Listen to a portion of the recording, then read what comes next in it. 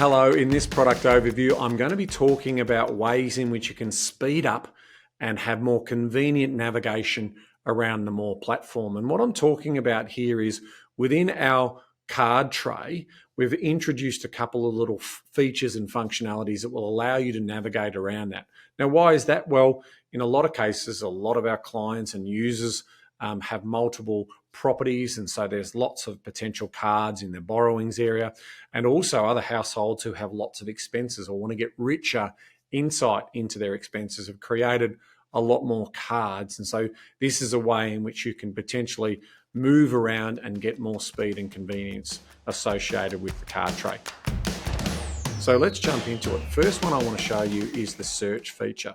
So up here, I can basically type in something like holiday and I can hit my return key, and you can see straight away any card across the My Financials that has a holiday related title will also be shown up as part of that, and you can see it's saved there. So if I want to clear that, I can simply undo that and it releases from that.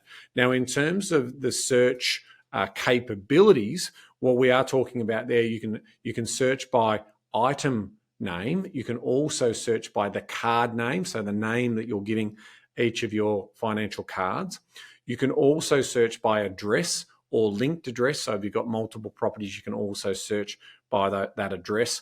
You can search by security. So if you've got, in terms of borrowings, a property that is a secured property, you can search by that as well. And coming soon, we'll also introduce tags, which will allow you to also do other searching to be able to make it more convenient and a lot quicker for you as well.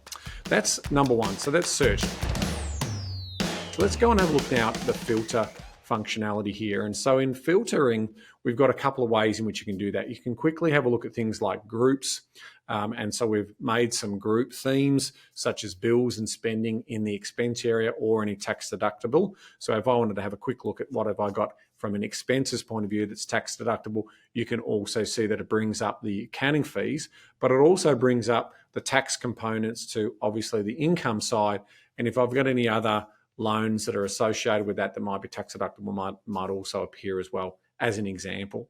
Now, that's obviously in terms of how we can filter. You can also filter by items. You can build stories up. So you can see as I'm adding all of those and hit my return button, you can see that they start to add anything that I'm sort of looking to be able to filter by. And to clear that filter, I simply go down to the bottom and I clear all of that filters. And again, it resets back to the starting position as well. Now finally, we've got a sort feature, and the sort feature also has a lot of power attached to it as well. So I can organize my cards in alphabetical order. I can organize them by value, also in a high or low manner. I can then see, the item names that I can also organize. And then the other nice little one in here is the recently modified. So if I've been active in terms of playing around with some of those cards, that's a nice little sort of productivity hack to be able to just look at the ones that I've modified recently, so they're easy to click on and have a look at as well. So that just gives you a nice little overview. If you want to learn more about the search, filter and sort feature, you can check out our notes on the website, the moorr.com.au website, and you can see here we've got release notes around search, filter and sort, and you can get more information about how to navigate and get the most value and convenience out of that. Okay, so that wraps up the product overview of the search, filter and sort feature, and I look forward to sharing further updates with you in the future.